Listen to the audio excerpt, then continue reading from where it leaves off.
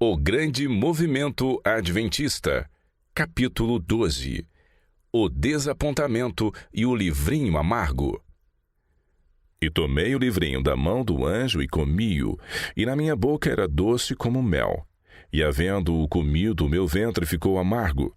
E ele disse-me: importa que profetizes outra vez a muitos povos, e nações, e línguas, e reis. E foi-me dada uma cana semelhante a uma vara. E chegou o anjo e disse: levanta-te e mede o templo de Deus, e o altar e os que nele adoram. Apocalipse 10, 10 e 11 e 11, 1. Na linguagem bíblica, comer um livro representa aceitar a verdade a fim de comunicá-la a outros, como se vê em Ezequiel, onde se mostrou ao profeta o rolo de um livro e foi-lhe dito: come este rolo, vai e fala à casa de Israel. Depois de comer o rolo, ele diz: eu o comi, e na boca me era doce como mel. O profeta Jeremias usa a mesma ilustração. Achadas as tuas palavras, logo as comi. As tuas palavras me foram gozo e alegria para o coração. Por meio dessa linguagem, aprendemos que a doçura do livro, enquanto é comido, representa a alegria e a satisfação experimentada por aqueles que se alimentam da palavra do Senhor. O livrinho doce que ficou amargo. O livro mencionado em Apocalipse 10 era doce como mel para quem o comia, porém amargo após ser comido. Outras traduções dizem: logo que eu o digeri no meu estômago, ele se tornou pícrico. Este era o livro pelo qual o anjo anunciou com a autoridade daquele que fez o céu, a terra e o mar, que já não haverá mais tempo. Assim, comer desse livro deve representar a alegre aceitação da proclamação de tempo profético. A repentina amargura experimentada pelos que o haviam comido deve representar o triste contraste que sentiram quando o tempo, mencionado no livro, expirou, e eles se acharam extremamente decepcionados em suas expectativas. A proclamação de tempo, doce como mel. A proclamação do tempo em 1844 realmente representou boas novas para os que creram. Estes certamente esperavam para aquele momento um eterno livramento de todos os males, desgraças e sofrimentos deste mundo pecaminoso. O pensamento de que em poucas semanas seriam glorificados, imortalizados e estariam na cidade de ouro de Deus, em presença de seu rei, era de fato inspirador. Como expresso por alguém que passou por essa experiência, os que sinceramente amam a Jesus podem apreciar os sentimentos das pessoas que aguardavam com intenso interesse a vinda de seu Salvador. Nós nos aproximamos dessa hora com calma solenidade. Os verdadeiros crentes descansavam numa doce comunhão com Deus, uma garantia da paz que desfrutariam na brilhante vida futura. Aqueles que experimentaram tal esperança e confiança jamais se esquecerão daquelas preciosas horas de espera. A probante situação dos que ainda se viram neste negro mundo de lutas e tentações, no 11º dia do 7º mês, 23 de outubro, dia em que teriam de enfrentar o desprezo, escárnio e zombaria daqueles que poucas horas antes haviam exortado para se prepararem para o encontro com o Senhor, possui notável semelhança com o caso de Maria, quando permanecia junto à entrada do túmulo chorando. Após ser abordada pelos anjos com a pergunta: mulher, por que choras? Maria lhes disse: porque levaram o meu Senhor, e não sei onde o puseram. Desapontados, porém não desencorajados. Os que passaram por essa probante cena a relataram assim: ficamos perplexos e decepcionados, porém não renunciamos à nossa fé. Sentimos que havíamos cumprido nosso dever. Tínhamos vivido de acordo com nossa preciosa fé. Estávamos desapontados, mas não desencorajados. Tivemos necessidade de uma infindável paciência, pois os escarnecedores eram muitos. Éramos frequentemente saudados por insinuações maldosas acerca de nosso desapontamento passado. Vocês ainda não subiram? Quando acham que vão? Esses e outros sarcasmos semelhantes eram frequentemente despejados sobre nós por nossos conhecidos mundanos e mesmo por alguns professos cristãos que aceitavam a Bíblia, mas não haviam apreendido suas grandes e importantes verdades. A mortalidade ainda se nos apegava, os efeitos da maldição estavam ao nosso redor. Foi difícil retomar os enfadonhos cuidados da vida que imaginávamos haver deposto para sempre. Desapontados como os discípulos.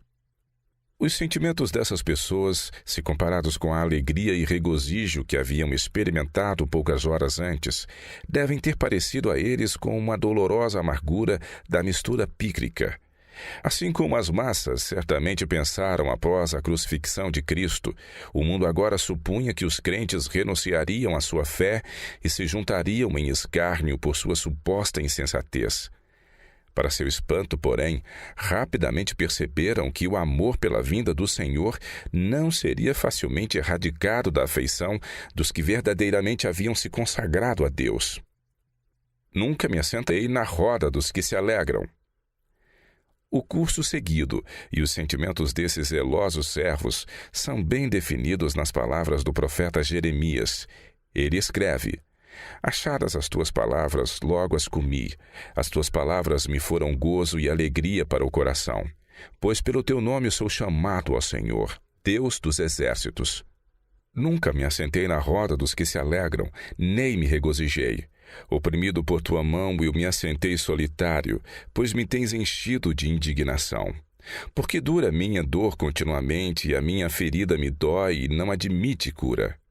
Serias para mim como mentiroso, como águas que enganam? Tiago White falando sobre o desapontamento. Uns poucos trechos escritos pelos que passaram pelo desapontamento, sem renunciarem contudo às suas esperanças, nos darão uma boa noção da situação. O primeiro é do irmão Tiago White, que trabalhou com muito sucesso em 1843 e 1844. Ele diz: o desapontamento após a passagem do tempo foi amargo. Crentes verdadeiros haviam abandonado tudo por Cristo e haviam sentido sua presença como nunca dantes. Supunham ter dado o último aviso ao mundo e haviam se separado, em certa medida, da multidão incrédula e escarnecedora.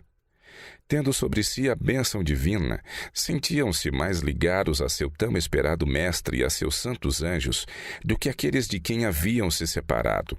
O amor de Jesus enchera-lhes a alma e irradiara de cada face. Com desejos inexprimíveis haviam orado: vem, Senhor Jesus, vem logo, mas ele não veio. Contudo, Deus não abandonou seu povo. Com um excepcional poder de conforto, passagens como as seguintes feitas aos hebreus vieram à mente e coração daqueles provados expectantes. Não abandoneis, portanto, a vossa confiança. Ela tem grande galardão. Com efeito, tendes necessidade de perseverança, para que, havendo feito a vontade de Deus, alcanceis a promessa.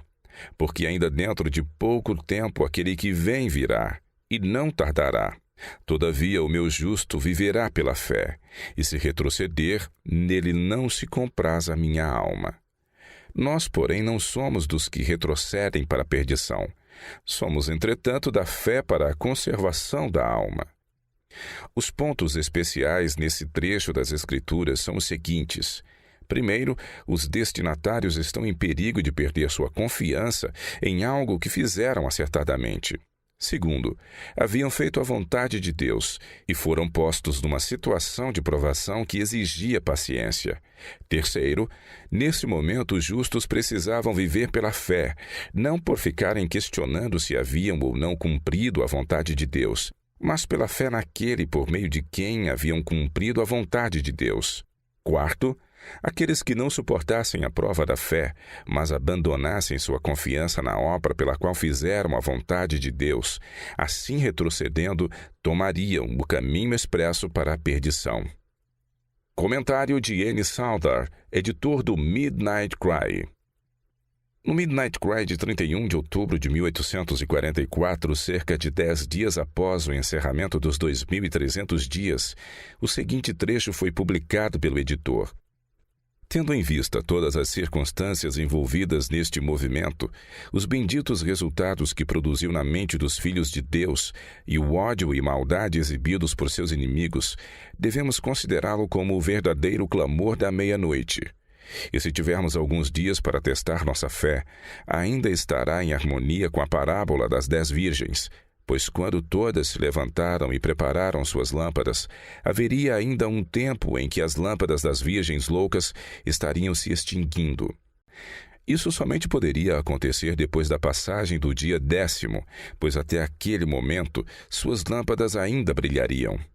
Portanto, era necessário que este dia passasse para que as loucas abandonassem sua fé, assim como foi necessário ocorrer em 1843 para o tempo de tardança.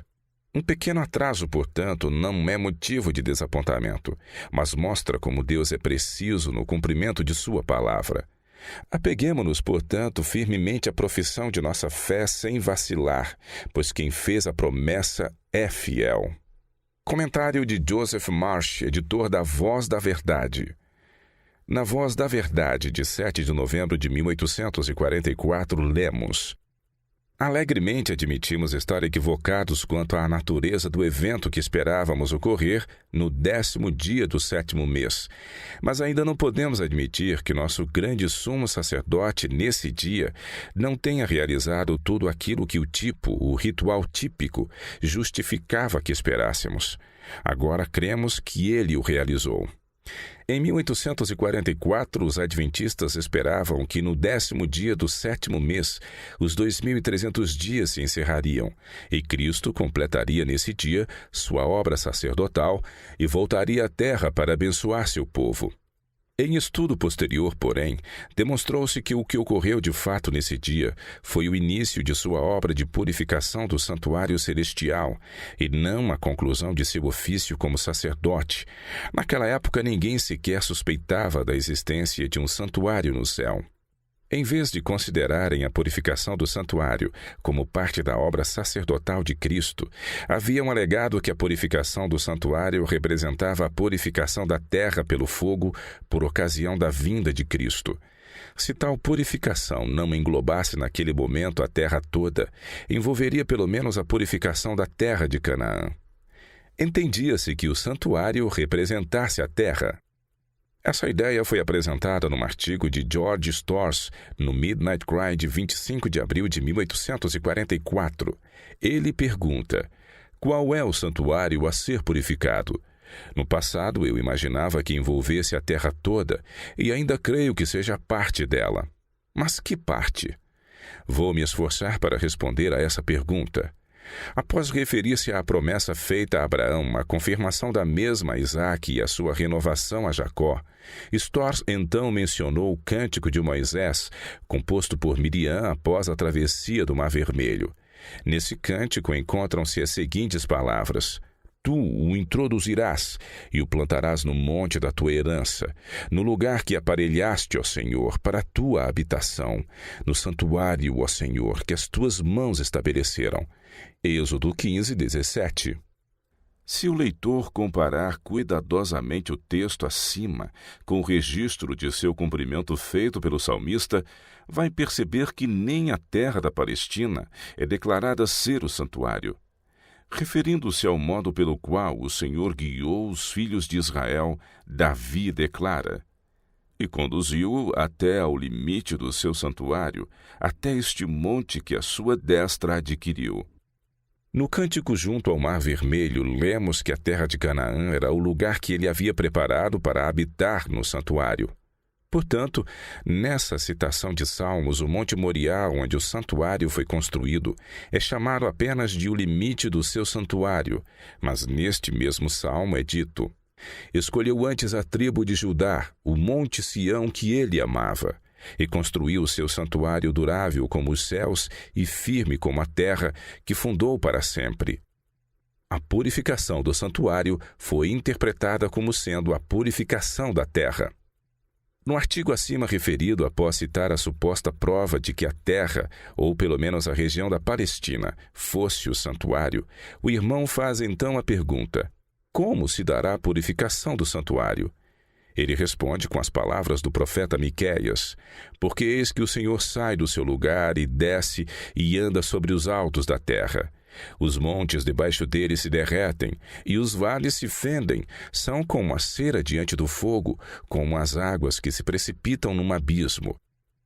Com a ideia comumente aceita na época de que a terra era o santuário, o leitor pode facilmente perceber a razão por que os adventistas supunham com absoluta certeza que ao fim dos 2.300 dias o Senhor viria e purificaria a terra da maneira descrita por Miqueias. Em toda a oposição levantada contra os adventistas, nenhum de seus adversários sequer insinuou que a purificação da terra pelo fogo não fosse o evento que representaria a purificação do santuário ao fim dos 2.300 dias. Os discípulos se desapontaram, mas cumpriram a profecia. Esta não é a única situação em que pessoas fizeram a vontade de Deus, cumpriram as Escrituras e, contudo, ficaram desapontadas em suas expectativas simplesmente por não compreenderem o caráter do evento a ocorrer. Foi assim com os discípulos de Cristo. Estando ele montado sobre o jumentinho por ocasião da entrada triunfal em Jerusalém, seus discípulos clamaram, fazendo eco às palavras do profeta: Alegra-te muito, ó filha de Sião, exulta, ó filha de Jerusalém.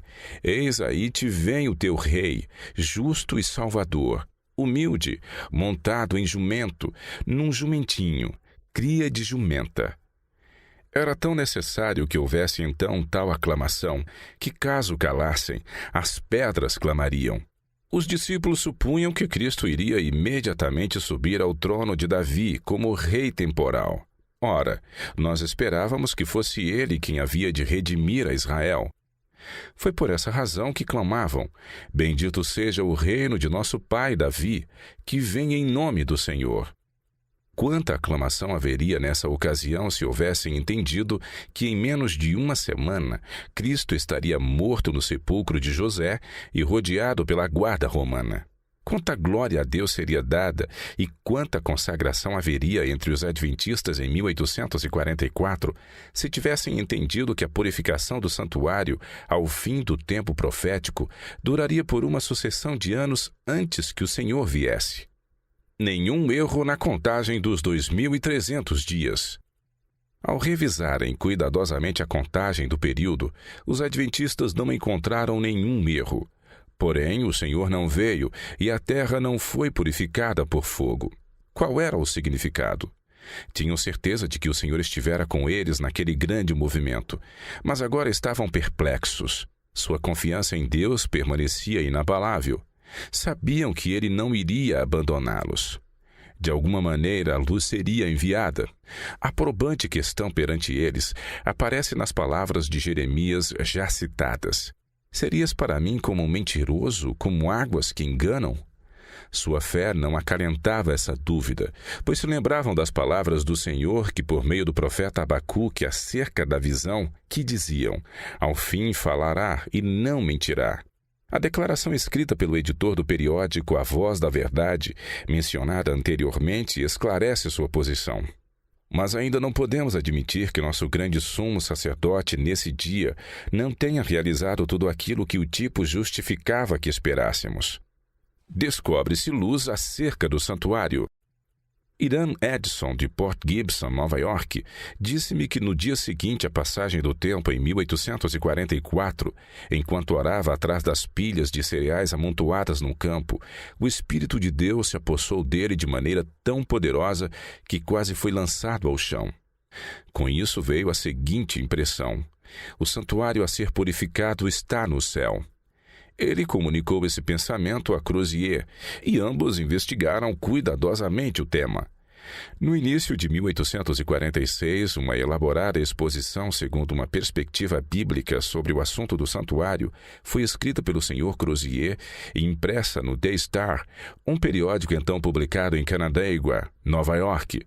Esse extenso manuscrito deu a entender que o trabalho de purificação do santuário consistia na finalizadora obra de Cristo como nosso sumo sacerdote, começando em 1844 e terminando pouco antes de ele voltar sobre as nuvens do céu como Rei dos Reis e Senhor dos Senhores. Igrejas em busca de seus antigos membros. O 10º dia do 7º mês havia passado, e as igrejas pensaram que facilmente recuperariam seus perdidos membros que haviam se separado delas durante o clamor da meia-noite e a mensagem do segundo anjo. mas se decepcionaram grandemente nesse ponto, como se pode ver na seguinte resposta às suas importunações para que seus ex-membros retornassem às suas antigas organizações. Essa resposta foi publicada no Midnight Cry, Clamor da Meia-Noite, de 26 de dezembro de 1844. Mas onde estão os fatos? Eles bem sabem que na grande maioria dessas igrejas, os temas predominantes são a conversão do mundo, o milênio e o retorno dos judeus à Palestina antes do advento pessoal do Salvador. Os que voltam atrás para escutar as canções de ninar de doutrinas tão antibíblicas e ilógicas como essas, o fazem de olhos abertos. Tal atitude de sua parte será um verdadeiro voltar atrás. Tendo se tornado livres no sentido bíblico, é muito mais seguro avançar do que voltar ou retroceder, especialmente no momento como este, quando a coroa de glória está tão perto de ser entregue aos fiéis em Cristo Jesus. A atitude adotada pelas igrejas de adiar a vinda do Senhor, defendendo doutrinas não bíblicas como as mencionadas acima, fez os adventistas lembrarem das seguintes palavras do profeta Ezequiel: Filho do homem, eis que os da casa de Israel dizem: a visão que tem este é para muitos dias, e ele profetiza de tempos que estão muito longe. Ligada a esse verso encontra-se a resposta usada pelos adventistas. Portanto, dize-lhes: assim diz o Senhor Deus, não será retardada nenhuma das minhas palavras, e a palavra que falei se cumprirá, diz o Senhor Deus. É necessário que ainda profetizes. Os que comeram o livro e anunciaram o tempo julgavam ter concluído sua obra em favor do mundo. Por essa razão, chegou até eles a declaração de que necessitavam novamente profetizar a nações, línguas e reis. Outra parte dessa obra, até então desconhecida, devia ser realizada agora. Precisavam apresentar ao povo a verdadeira natureza do santuário de Deus no céu e do serviço em seu altar. A ordem para medir o santuário se fez necessária a fim de que os irmãos desapontados pudessem conhecer o tipo de evento que deveria ocorrer ao fim do tempo profético, provendo assim uma explicação às palavras, e o santuário será purificado. Note que o anjo dessa proclamação de tempo vem do céu, e antes que sua obra seja concluída, ordena novamente que o povo seja ensinado. Assim, a mensagem que devia explicar a questão do santuário, levar confiança aos desapontados e fornecer-lhes ao mesmo tempo uma espécie de vara ou cajado, ou seja, uma norma pela qual o povo pudesse testar sua postura moral perante Deus, precisava apresentar fortes evidências de sua origem celestial e não humana. O preconceito barrou o acesso ao povo. O preconceito que existia contra a doutrina adventista representou uma barreira quase intransponível no acesso da mensagem ao povo. Seria inútil tentarmos ensiná-los novamente sem a apresentação clara e positiva da luz quanto à causa do desapontamento. Os próprios crentes adventistas necessitavam ser inspirados novamente por uma incumbência celestial antes de estarem em condições de ensinar o povo de forma apropriada. Mas como seria isso feito? Poderia acontecer por mera sabedoria humana? Ficariam satisfeitos por simples lógica humana os que haviam experimentado a profunda obra do Espírito de Deus nesse recente movimento? Nada menos que uma obra tal como a da mensagem do terceiro anjo em Apocalipse 14, de 9 a 12, poderia livrá-los de suas perplexidades. Essa obra gradativa devia ser transmitida à medida que os irmãos pudessem receber. No entanto, foi devidamente iniciada, sendo acompanhada das mais convincentes provas de sua origem celeste. Como ovelhas sem pastor. O grande grupo adventista se encontrava, de certo modo, como ovelhas sem pastor. Poucas semanas antes, milhares deles haviam se separado de todas as igrejas e credos. Agora, viam-se sem qualquer organização humana que se responsabilizasse por seu bem-estar espiritual. Não possuíam conselheiros terrenos em que pudessem confiar. Haviam posto sua confiança unicamente em Deus. Estavam, porém, seguros de uma coisa, e isso para eles era como firme âncora. A proclamação do tempo estava correta. No entanto, como povo, encontravam-se numa situação em que, a menos que Deus os guiasse e mantivesse, estariam suscetíveis a aceitar explicações falsas ou perder a paciência e abandonar a fé em sua experiência passada. Alguns assim fizeram, enquanto outros, com os olhos da fé fixos no amado de suas almas, perguntaram sinceramente: Guarda, a que hora estamos da noite? Guarda, a que horas? Respondeu o guarda: Vem amanhã e também à noite. Se quereis perguntar, perguntai. Voltai e vinde. J. N. Andrews falando sobre o desapontamento. O irmão J. N. Andrews, um dos que passaram por essa experiência em 1844, fala do desapontamento da seguinte forma: os que esperavam no Senhor em 1843 e 1844 ficaram desapontados. Para muitos, esse fato é razão suficiente para rejeitar todas as evidências da questão. Reconhecemos que nos desapontamos, mas não podemos aceitar que esse desapontamento forneça razão suficiente para negar a mão de Deus nessa obra. A igreja judaica se desapontou quando, ao fim do ministério de João Batista, Jesus se apresentou como o Messias prometido. Os discípulos que haviam crido foram mais tristemente desapontados quando aquele em quem esperavam para a libertação de Israel foi preso e assassinado por mãos ímpias. E após sua ressurreição, quando os discípulos esperavam que ele restaurasse o reino a Israel, não puderam evitar o desapontamento ao perceberem que ele voltaria para o Pai e que seriam deixados a enfrentar tribulações e angústias por um longo tempo. Mas o desapontamento não é evidência de que a mão de Deus não estivesse guiando seu povo. O desapontamento devia levá-los a corrigir seus erros e não a abandonar sua confiança em Deus. Foi por causa do desapontamento no deserto que os filhos de Israel negaram tantas vezes a direção divina. Eles nos servem como advertência, a fim de que não caiamos seguindo o mesmo exemplo de incredulidade. A verdade é de caráter impopular. Parece ser o plano de Deus colocar importantes verdades num canal impopular, de maneira que aceitá-las e obedecer a elas constitui uma cruz. Isso é verdade especialmente nestes últimos dias. Pedro, referindo-se ao tempo em que o fim de todas as coisas estaria às portas, quando o julgamento estivesse começando pela casa de Deus, declara: Amados, não estranheis o fogo ardente que surge no meio de vós, destinado a provar-vos, como se alguma coisa extraordinária vos estivesse acontecendo. Pelo contrário, alegrai-vos na medida em que sois co-participantes dos sofrimentos de Cristo, para que também na revelação de sua glória vos alegreis exultando. Se pelo nome de Cristo sois injuriados, bem-aventurados sois, porque sobre vós repousa o Espírito da glória de Deus. Da parte deles ele é blasfemado, mas da vossa glorificado. Quando a verdade passa a se caracterizar pela impopularidade, aceitá-la exige mais graça do que simplesmente seguir a fé das massas. Os hipócritas e fingidos não veem grande incentivo na aceitação de uma verdade que exige ação, como a de remar rio acima contra o vento e maré. Assim, a verdade torna-se um teste para os fiéis verdadeiramente honestos, sinceros e conscienciosos. Já mostramos anteriormente que a profecia do movimento adventista exigia desapontamento. Este veio de fato. Como resultado, pela providência de Deus, a aceitação dessa mensagem teve a sua cruz.